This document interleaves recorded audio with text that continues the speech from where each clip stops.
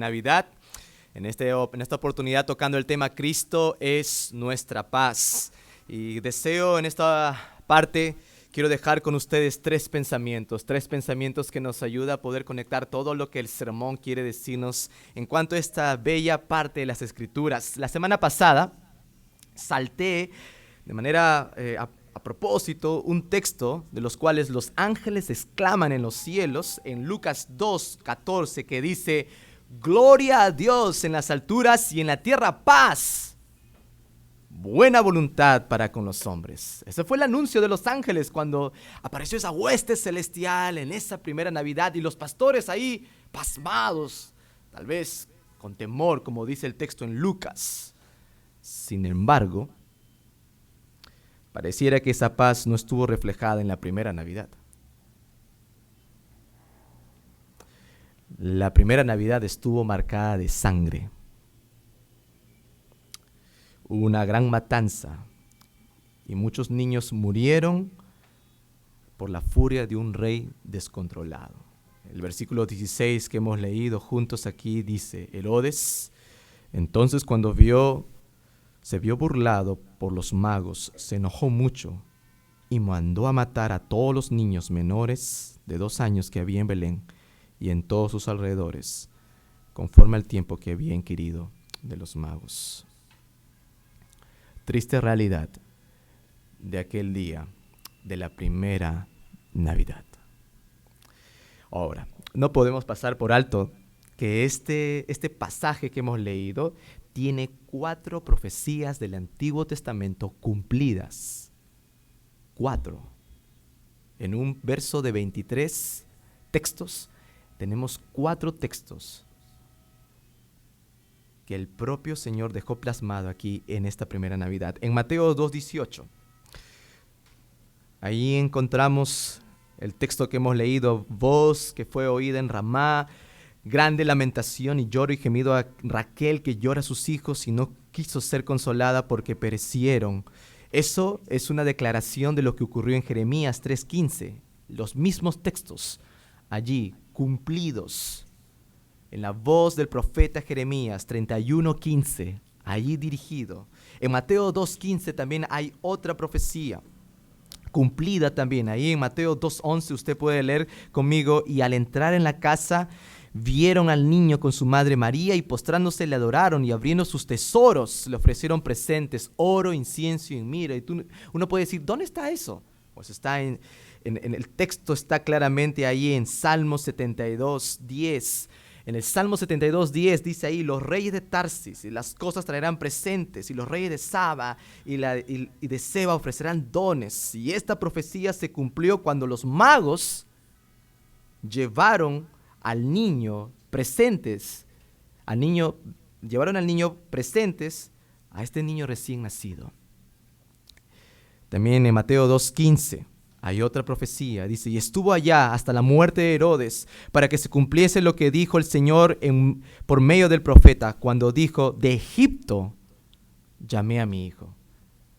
¿Dónde está el anuncio de esta profecía? Pues se encuentra en Oseas 11:1. El profeta Oseas declarando: cuando Israel era muchacho, yo lo amé, y de Egipto llamé a mi hijo. Es ahí donde vemos el cumplimiento, donde José, María y el niño deben huir. ¿A causa de quién? De Herodes. Una última profecía, tal vez la más conocida de todas estas, en Mateo 2:6. Mateo 2:6, cuando dice: tú, Belén, de la tierra de Judá, no eres la más pequeña entre los príncipes de Judá, porque de ti saldrá un guiador que apacentará a mi pueblo. Esta profecía se cumple allí directamente en Miqueas 5:2. Cuando antes ya había dicho el profeta allí: pero tú, Belén Efrata, pequeña para estar entre las familias de Judá, de ti me saldrá el que será Señor en Israel, y sus salidas son del principio y de los días de la eternidad.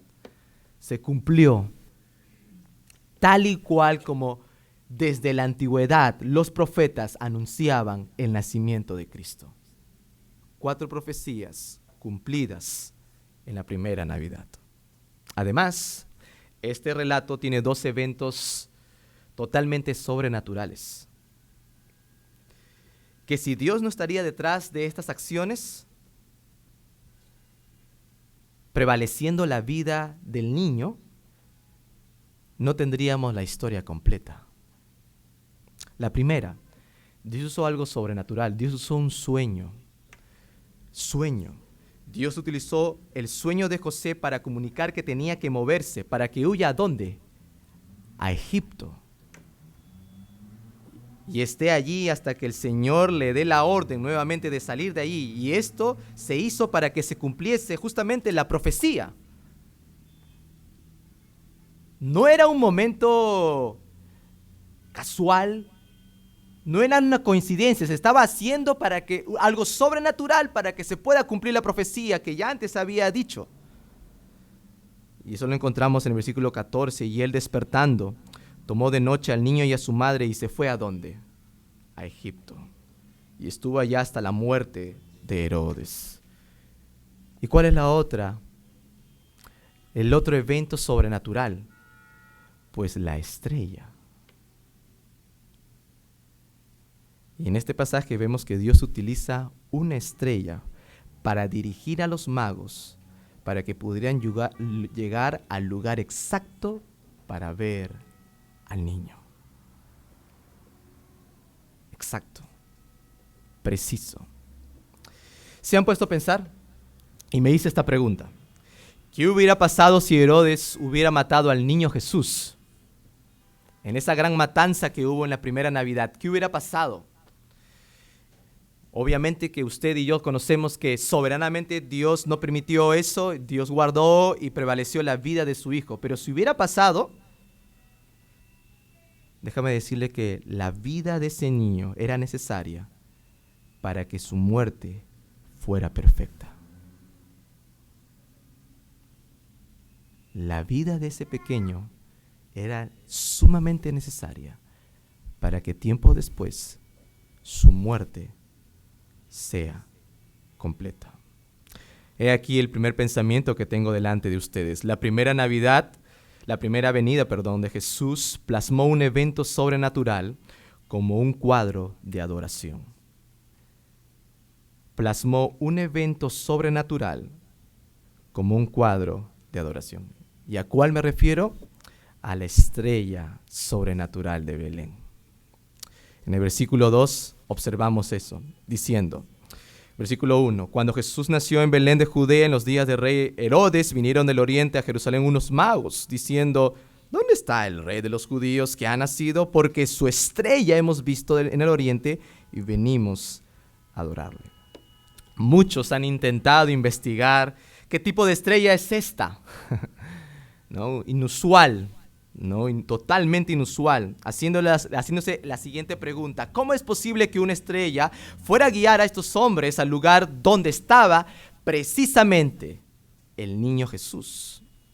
Y esto me hace recordar a las personas que buscan investigar el cómo de los hechos sorprendentes de la Biblia. Por ejemplo, ¿cómo podemos explicar la división del Mar Rojo? Se dividió en dos y los israelitas pasaron en seco. ¿Cómo fue posible eso? ¿Usted ha visto dividirse el Mar Rojo? ¿El mar? No necesariamente rojo. La zarza que ardía y no se consumía. Yo prendo la planta de mi esposa y seguro que se consume. Y después me dice, ¿qué pasó? La zarza que ardía y no se consumía. O la columna de nube y de fuego que acompañaba a los israelitas. Y puedo seguir, el maná cayendo del cielo. Las codornices cuando se obstigaron ahí de tener tanto maná, ya quiero carne, codornices. Y hay gente que investiga y que trata de ver el cómo realmente de esto. Y entre esas está también esta estrella. Esta estrella. Tal vez usted de niño pensó que la luna siempre le acompañaba donde usted iba. Y no era necesariamente así. Pero esta es una estrella muy inusual. Y algo que sí está claro, hermanos, algo que sí está muy claro, es que esta estrella está haciendo algo que en las leyes comunes, naturales, no es normal. No es normal. En las leyes naturales, esto no es normal. Entonces, me atrevo a decir que Dios usó una estrella para manifestar ¿qué? Su gloria a estos magos. A estos magos. ¿Quiénes eran estos magos? Y siempre me gusta aclarar esto. No fueron 3 magos. Por el hecho de observar ¿cuántos regalos? 3. Oro, incienso y mirra. Y yo sé que usted sabe.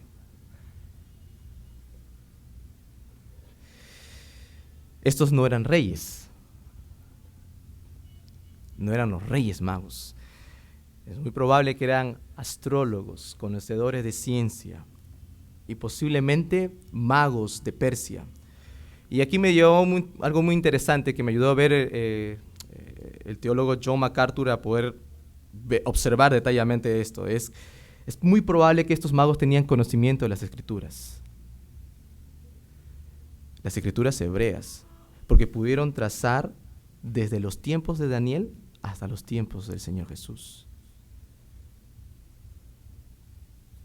Y para poder ser guiados por eso, por una estrella, por ver todo el trasfondo alrededor, tenían que haber tenido las escrituras de alguna manera. ¿Qué deseaba comunicar Dios con esta estrella? Es la pregunta que también me dice. ¿Qué es lo que Dios intentó comunicar con esta estrella? Había estrellas seguro en esa noche, tal igual como lo hubo cuando los pastores fueron anunciados. Había, de todas maneras. Pero ¿qué intentaba comunicar el Señor? Pienso que Él estuvo tratando de comunicar lo siguiente al mundo, diciendo, mira todo lo que puedo hacer para manifestar que este es mi Hijo amado. Este es mi Hijo amado. Cuando Jesús se bautizó, repentinamente algo en forma de paloma descendió y una voz que decía, este es mi Hijo amado. Algo glorioso. Cuando Jesús estuvo con sus discípulos, Pedro, Juan, Jacobo, en el monte y se transfiguró delante de ellos y vieron que gloria y una voz que decía, este es mi Hijo amado. Y creo yo que esta estrella era la evidencia, no solamente para los magos, sino también vamos a conocer en el sermón que hay alguien más que está metido en toda esta historia, que es Herodes también. Y la gente en ese momento diciendo, este es mi Hijo amado. Los magos dieron el primer anuncio hecho de una pregunta. Primer anuncio hecho de una pregunta. ¿Cuál fue el anuncio? Versículo 2, diciendo, ¿dónde está el rey de los judíos? ¿Dónde está? Y es muy probable que estos magos creían en cierto modo la existencia de Dios. Para poder dar esa pregunta es que tenían el concepto de la existencia de un Dios real, vivo. Además, tenían algo de conocimiento de la venida de un Mesías. Para poder pensar y decir y dirigir exactamente sus palabras diciendo Rey de los judíos. Y no dudaron en hacer un largo viaje. Probablemente hasta gastar de sus propios recursos para sus viáticos y también de sus propios recursos para poder comprar regalos, presentes y poder visitar a este rey, al rey de los judíos. Algunas preguntas aquí para poder aplicar en medio de esta pregunta, en medio de este anuncio, que pareciera simple, pero no solamente fue simple en el sentido de las palabras de los magos, sino en la recepción de esto. Y luego veremos ese detalle, pero la pregunta es, ¿dónde está el verdadero rey?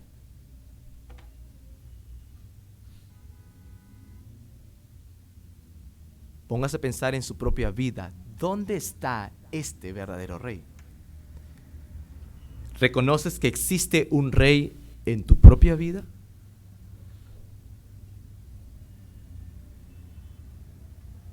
¿Quién es aquel rey? ¿Quién es? ¿Es Jesús? ¿Es Él? Y si no fuera Jesús, ¿qué pasaría si todo lo que tú atesoras en tu vida en algún momento falla y se pierde? ¿Cómo responderías a eso? ¿Cómo? Y esto me dirige al segundo pensamiento. Y el segundo pensamiento quiere decir lo siguiente: la primera venida de Jesús produjo diferentes reacciones en el hombre. La primera venida de Jesús produjo reacciones diferentes en el hombre. Observemos la primera reacción. ¿De quién? De este rey Herodes. El rey Herodes. Dice el versículo 2, ¿dónde está el rey de los judíos? Porque su estrella hemos visto y hemos venido a adorarle. La historia nos relata un poco de la vida de este Herodes. Se dice que fue edomita, de la descendencia de Saúl, pero también nos habla un poco más acerca de esto, que Herodes fue muy cruel y muy abusivo, incluso con las normas de la época. Despiadado, mató a muchos de su corte y hasta de su propia familia para asegurarse que nadie pueda llegar al trono que él dirigía. En los tiempos antiguos, un rey era considerado digno de ser adorado. Toda la imagen que proyectaba el rey de un imperio estaba dirigida al punto que sea comparado al mismo nivel ¿de quién? De Dios. Mas este rey grande en imperio, poder y presencia social quedó perplejo cuando escuchó la pregunta de los magos. Cuando los magos hicieron una pregunta, movió todos los sentimientos de este Herodes, de este rey, al escuchar ¿dónde está el rey de los judíos? Además, nos dice que cómo se sintió al escuchar esta pregunta. Versículo 3, oyendo esto, el rey se turbó y toda Jerusalén con él. El rey y toda Jerusalén con él. Hubo el miedo, el pavor, la conmoción en el corazón de saber algo está pasando aquí o algo está realmente pasando conmigo. ¿Por qué se turbó Herodes? ¿Por qué? ¿Por qué tendría que turbarse Herodes? Porque pensó que este rey de los judíos venía a hacer algo principalmente en dirección a él mismo. ¿Qué podría pensar que vendría a ser? Usurpar el trono, su trono como rey. Hermanos, quiero reflejar esa reacción hacia nosotros mismos de la siguiente manera. El corazón de Herodes muchas veces representa nuestros corazones. Muchas veces. Mientras que nosotros queremos tener el trono de nuestro corazón, siendo el rey de nuestra propia vida, Jesús viene y nos dice, yo quiero ser tu rey.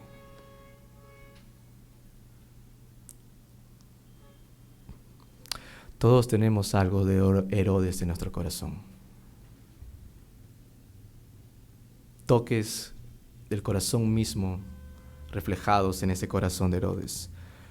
Un corazón que desea gobernar y cuando se siente amenazado, batalla consigo mismo. ¿Y por qué esta lucha? ¿Por qué este reflejo en el corazón? ¿Por qué esta tensión constante en el corazón? Porque la razón es que todos luchamos con algún ídolo en nuestro corazón.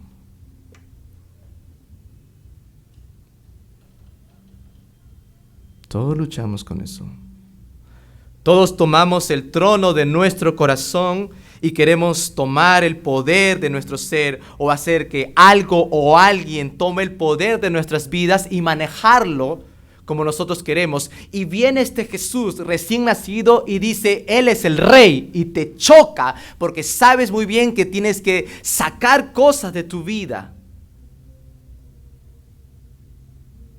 y no quieres entregar el dominio de tu propio corazón. Puede ser una persona, hasta puede ser la persona más cercana a tu vida, tu esposo o tu esposa. Aquella persona que ha usurpado el lugar que solamente le pertenece a Dios, porque Él está diciendo directamente, Rey de los judíos, Rey que quiero ser. Puede ser tu trabajo, puede ser tus estudios, puede ser alguien en esta vida, puede ser algo material, puede ser un bien, puede ser el dinero, o puede ser cualquier placer de esta vida, hasta cualquier pecado. Y podemos tomarlo como el trono de nuestro corazón, y cuando vemos que algo choca con eso, no cedemos. Porque no hemos cedido a todas las áreas de nuestro propio corazón al que es verdaderamente Rey. Verdaderamente Rey. Martín Lutero dijo algo muy interesante y dijo que nuestro corazón es una fábrica de ídolos. Fábrica de ídolos. Y buscamos constantemente crear cosas en el corazón y que hacemos que automáticamente asuma el trono de nuestra vida y dirija constantemente todo nuestro sentir, todo nuestro pensar, todo nuestro desear, todo nuestro anhelo, todo nuestro sentimiento, y todo involucra todo eso. ¿Por qué? Porque está en el centro de nuestra vida. Pero cuando viene Jesús y quiere decir, yo quiero ser el Rey, que quiero tomar el trono de tu corazón, luchamos con ceder. ¿Por qué? Porque nos cuesta ceder la parte que sabemos que puede lastimar.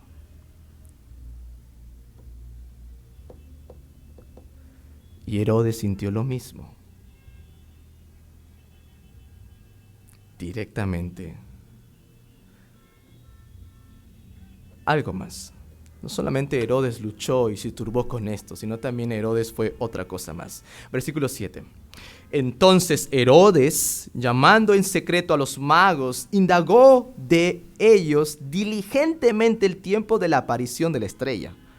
Este Herodes era estudioso, al menos tenía la intención de hacer algo, porque ya había alguna turbación en su propio corazón. El deseo de buscar y de indagar, porque esto no puede estar ocurriendo. Si hasta él mismo fue directo en matar a su propia familia para que no pueda nadie subir a su trono, no nos pareciera extraño que él procedió con matar niños. Porque sabía que cualquiera podría subir el trono.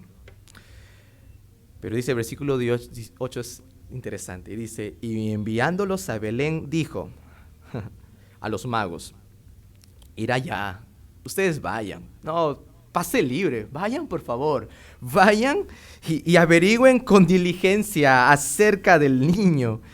Y cuando lo halléis, por favor, cuando tú veas a ese niño, hacédmelo saber. O sea, yo quiero saber quién es ese niño. Yo he hecho mi parte. He averiguado diligentemente esa estrella, qué significa, todo eso. Y por favor, avísenme. Para que cuando yo vaya, ¿y qué haga? Y le adore. Herodes era muy sutil. Era muy sutil, y fue muy sigiloso en esconder muy bien sus intenciones. ¿Y por qué fue cuidadoso en esconder sus intenciones? Porque no quería que nada pudiera reemplazar todo lo que había ganado en el trono de su corazón. Que nada pueda usurpar, tomar el lugar que solamente Él quiere gobernar y Él quiere tener y Él quiere poseer. Y ¿sabes qué? Nuestro corazón va en esta misma dirección porque es muy sutil y es muy engañoso. El corazón de Herodes no es muy distinto al mío, porque sabe muy bien dirigir aún todavía las cosas buenas con malas motivaciones. Y es engañoso en poder dirigirlo sutilmente, diciendo, averigua, buscaré, llegaré, indagaré, y después, adoraré. Nuestro corazón es muy engañoso para poder esconder ídolos muy, muy profundamente.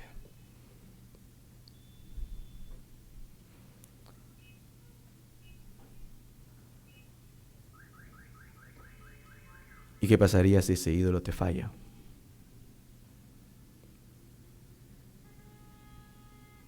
¿Cómo reaccionas ante eso?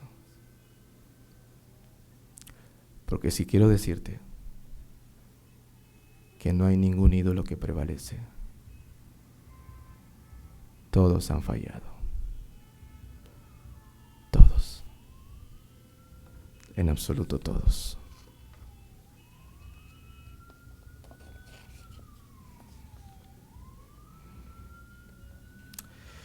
De igual modo somos con Jesús. Cuando viene a hacer la paz en nuestro corazón, luchamos con Él. Y no queremos ceder el trono de nuestro corazón al único que es Rey de Reyes. No cedemos, luchamos. Pero observemos también la reacción de los magos, porque no solamente hubo la reacción de este rey, sino también de estos magos. Y los magos tuvieron otra actitud.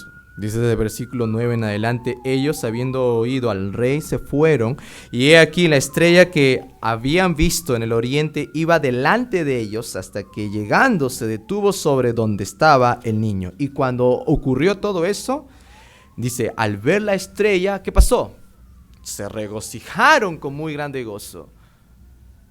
O sea, todo lo que habían investigado, todo lo que tenían conocimiento de esta estrella y de todo el acontecimiento, llegó su momento clímax y decir, se detuvo, está allí, vayamos.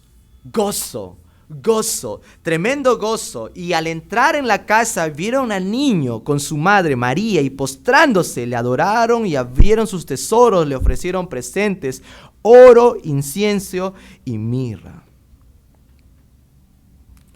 La actitud de los magos la resumo de esta manera.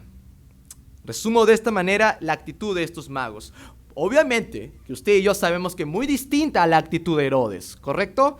La actitud de estos magos viene de esta dirección. Los magos pudieron haber temido lo que Herodes había después se había enterado, cuando se vio burlado.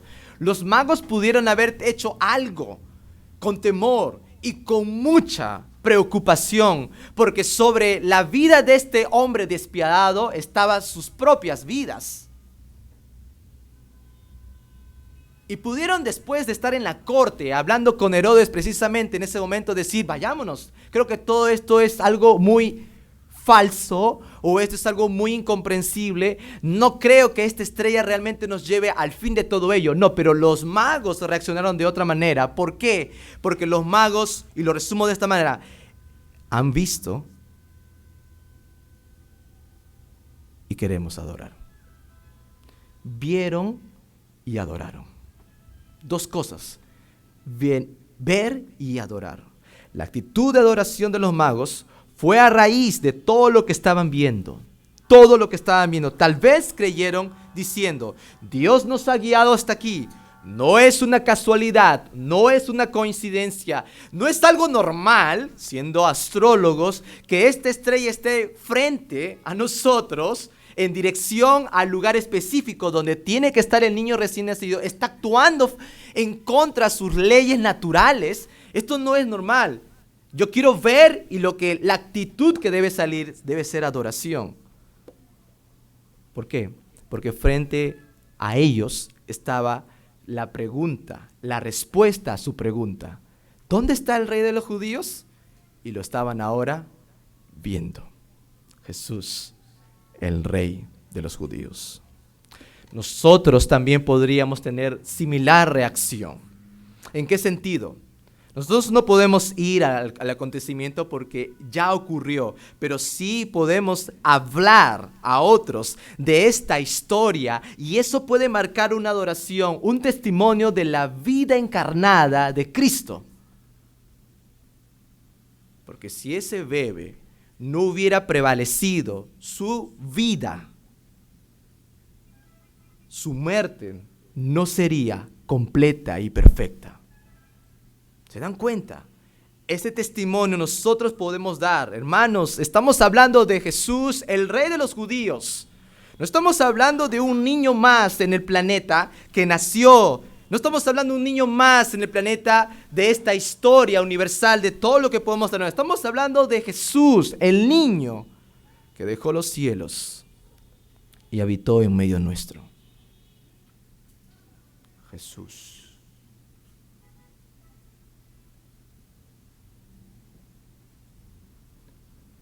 Podemos compartir, porque en Cristo vimos su gloria, gloria como el unigénito del Padre, hecho en gracia y verdad. Gracia y verdad.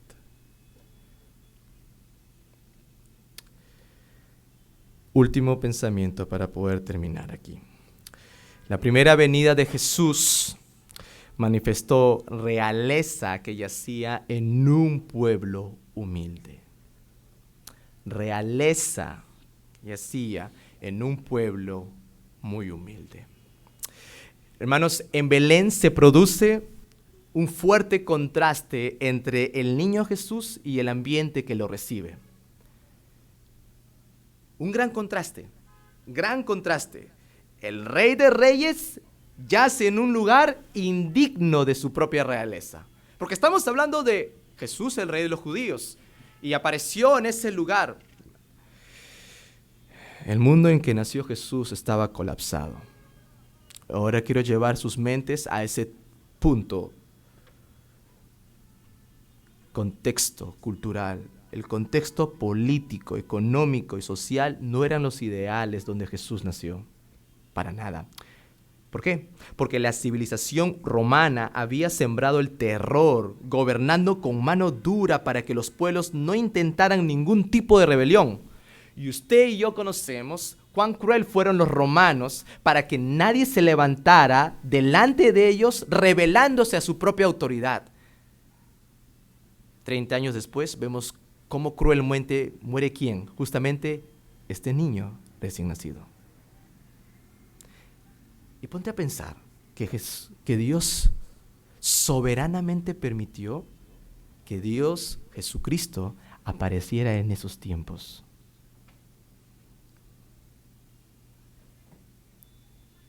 Donde la crueldad, la sangre fría, la maldad se veía reflejado en todos los ambientes del Imperio Romano.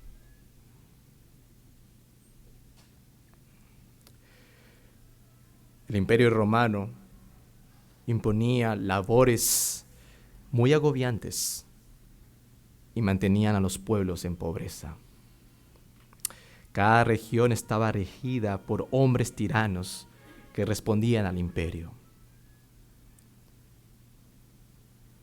¿Dónde nació este niño ya nacido que era buscado para ser matado? Pues nació allí. Versículo 4, y convocados todos los principales sacerdotes y los escribas del pueblo, les preguntó, ¿dónde había de nacer el Cristo? Y ellos dijeron, en Belén de Judea, porque así está escrito por el profeta. Belén de Judea. Belén. ¿Qué conocemos de Belén? ¿Qué sabemos de esta tierra?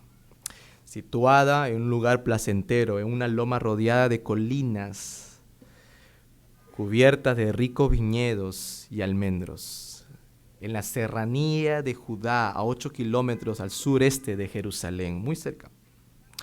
Un pueblo muy pequeño, que probablemente sus habitantes en ese tiempo eran aprox 1000 habitantes. Pequeño. Pero ¿sabes qué? Belén tiene su parte en la historia de Israel. Tiene su parte en la historia de Israel. No es un pueblo casual, por más pequeño e insignificante que pueda ser. Por ejemplo, Raquel. Raquel. ¿Y qué tiene que ver Raquel con Belén? Pues cuando murió, su cuerpo fue enterrado en aquellas tierras. Génesis 35:19 dice: murió pues Raquel y fue sepultada en el camino de Efrata, es decir, Belén. ¿Quién fue Raquel? ¿Sabes quién fue Raquel? La estéril.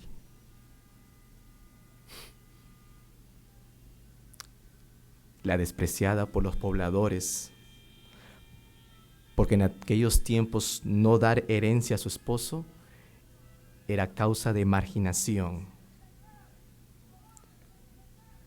La débil, la marginada.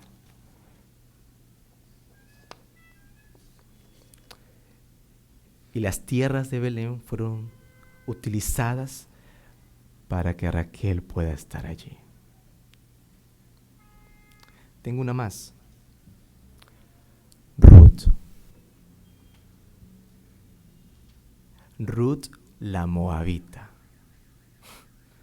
La extranjera, errante y sufrida, quien quedó en desamparo por la muerte de su esposo. En la historia, después de quedarse aún todavía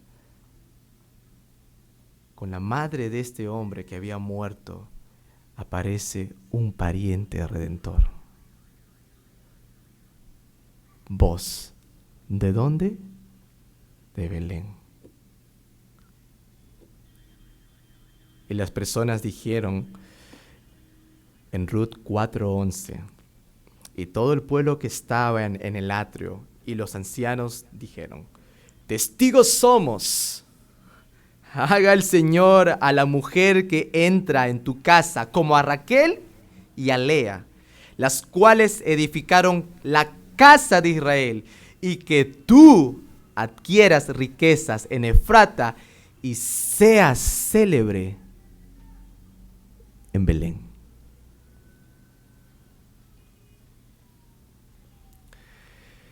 Belén fue aquel lugar de recepción de todos aquellos despreciados, desamparados, avergonzados, marginados. Y la historia nos trae hasta aquí. Y nosotros llegamos a parar a Belén. Belén es frágil y nosotros somos débiles.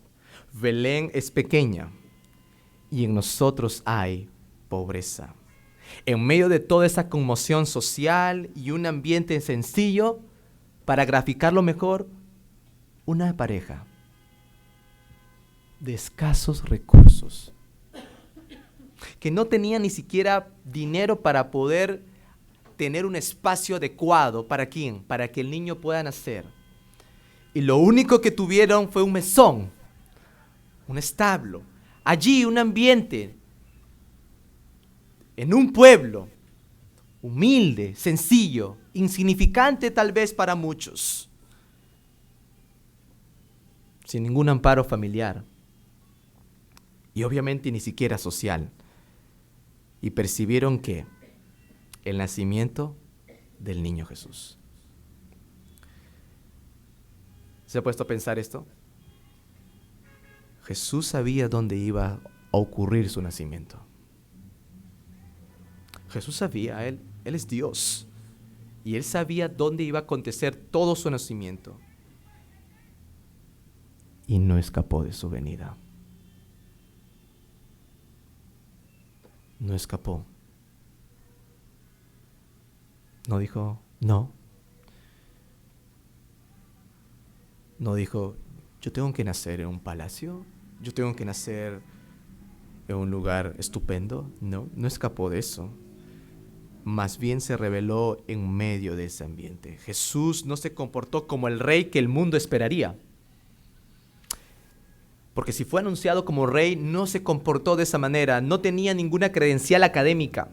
No tenía estatus social. Cuando José regresó con su familia, hizo que se vea más lejos la posibilidad de ver el poder e imperio de este niño. Como lo dice en Mateo 2:22. Y dice en adelante: pero oyendo que Arquelao reinaba en Judea en lugar de Herodes su padre, tuvo temor de ir allá. Pero avisado por revelación en sueños, se fue a la región de Galilea y vino y habitó en la ciudad que se llama Nazaret, para que se cumpliese lo que dicho por los profetas, que habría de ser llamado Nazareno.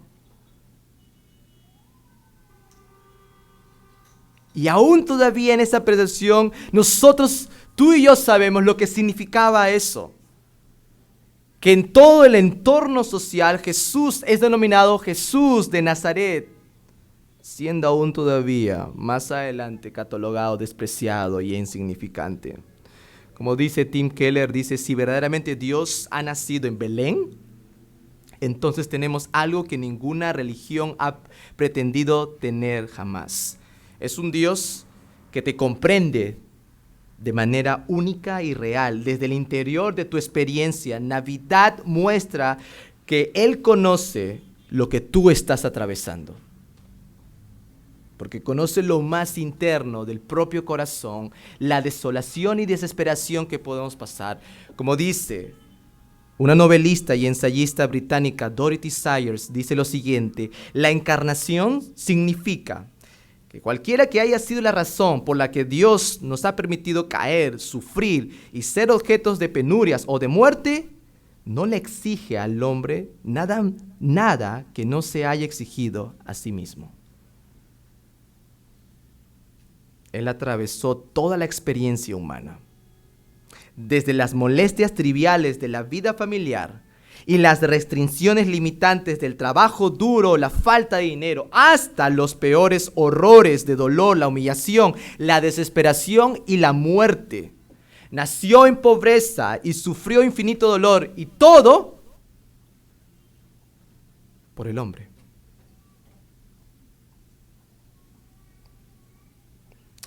Hermanos, si tenemos que realmente convencernos de que Jesús es el verdadero Mesías, tenemos la Escritura para poder ver con claridad todo lo que quiere hacer con nosotros. Si Jesús no fuera el verdadero enviado, nadie sería capaz de hacer lo que únicamente Jesús fue capaz. Nadie. Y la pregunta que podemos hacernos es: ¿qué hizo? Es que fue enviado por Dios para poner fin a la enemistad que hay entre el Padre y el hombre. Aquella enemistad entre Dios y el hombre, Dios, Jesucristo mismo, quiso ponerle fin. Y Jesús es aquel que vino a hacer la paz entre Dios y el hombre. Y no lo hizo, aunque pudo haberlo hecho. Todo no lo hizo sentado en su trono. Todo no lo hizo con una voz y una declaración a decir: muy bien, hágase tal cosa, y se hizo. Pudo haberlo hecho, pero no lo hizo de esa manera, sino más bien bajó a la tierra. Dios mismo tenía que bajar a la tierra y hacerse como nosotros. Nacer en un establo y habitar en medio nuestro. Dios mismo tenía que venir por nosotros a buscarnos. Dios buscando al hombre y no el hombre buscando a Dios. Es Dios quien inicia la obra, es Dios quien inicia lo que tiene que hacer, buscando al hombre. Por eso, al Mesías, al enviado, se le llamó ¿qué? Emmanuel. Y el mismo texto nos dice aquí en Mateo que Emmanuel significa Dios con nosotros. Dios con nosotros. ¿Qué quiere decir esto? 3 cosas. Él es Dios, y en su encarnación vimos que Él es hombre. Y la tercera es que está con nosotros. Dios, hombre, y está con nosotros. Como dice un autor, ya habría sido suficiente asombroso que el Hijo de Dios se hubiera hecho humano. Eso ya hubiera bastado. Suficiente hubiera sido ya de ver a Cristo, la segunda persona de la Trinidad, tomando forma corporal.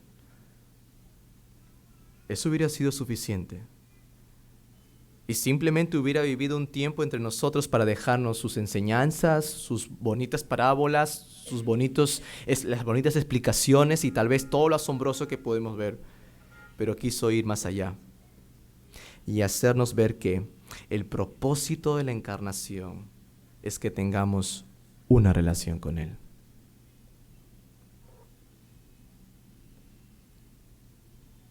Porque Jesús tendría que haber sido palpable, visible, para ver que Dios mismo bajó y buscar una relación con el hombre.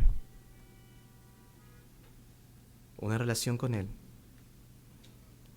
En Jesús. Él es Dios, inefable e inalcanzable. Se hace ser humano a quien nosotros podemos conocer, a quien nosotros podemos amar y a través de la fe creer en Él. ¿Cree usted verdaderamente que Él es el enviado para su vida? ¿Cree verdaderamente que Jesús es aquel que tomó forma corporal y que nació y creció y vivió una vida justa para padecer en una cruz y morir por sus propios pecados? ¿Observa usted todo este panorama? No simplemente es un evento más de la historia, es el evento asombroso de la historia que jamás nadie podría haber hecho, a menos que Dios mismo sea el personaje principal.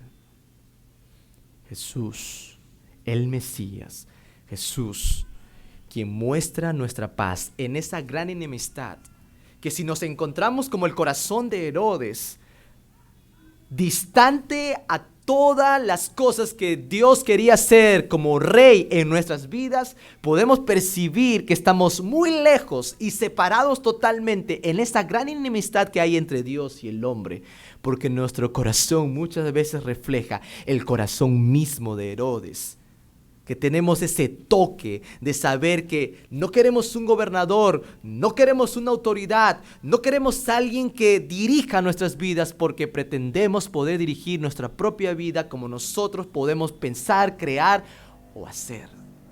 Y Dios quiere hacer una renovación total en el corazón, pero principalmente diciéndote algo claro y puntual: yo soy el Mesías, enviado por ti. El Mesías.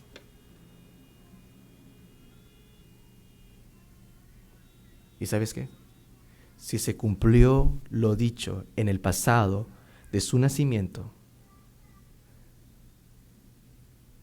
se cumplirá lo dicho de Él hacia el futuro. Porque va a venir. Porque regresará. Y ya no como llegó, sino regresará triunfante, poderoso y victorioso como rey. Y llevará a quienes, a los que son suyos. ¿Tú eres de Él? ¿Tú eres verdaderamente del Señor? Él es el verdadero Mesías, del pasado, del presente y del futuro. Es por eso que quiere hacer la paz en nuestros corazones. Padre, gracias Dios por tu palabra.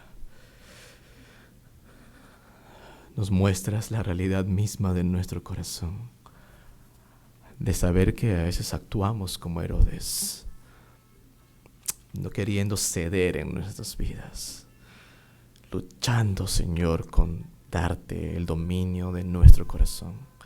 Oh Padre, haz tu obra en nuestras vidas para percibir que necesitamos al verdadero Mesías en nosotros. Dios, tú conoces los corazones de las personas que han escuchado este sermón y conoces, Señor, la necesidad de salvación en sus vidas. Oro que tú hagas esa obra profunda. Revélate a ellos, oh Señor, por medio de esta prédica, por medio de tu palabra, por medio de los textos escritos, por medio de la profecía ya cumplida y lo que falta por cumplir, porque tú quieres hacer la paz en esa gran enemistad que existe entre Dios Padre y nosotros. Oh Dios, haz tu obra, Señor. Y a los que creemos, Señor, que también luchamos con ceder partes de nuestro corazón, que creamos cada día que Jesús es el Rey de reyes y Señor de señores, que nada puede, Señor, cargar el peso de gloria que solamente Jesús, el Rey, puede cargar, oh Dios. Porque eres la misma sustancia de Dios. Jesús, ayúdanos, oh Señor, y que respondamos a esto. En nombre de Cristo quiero orar. Amén.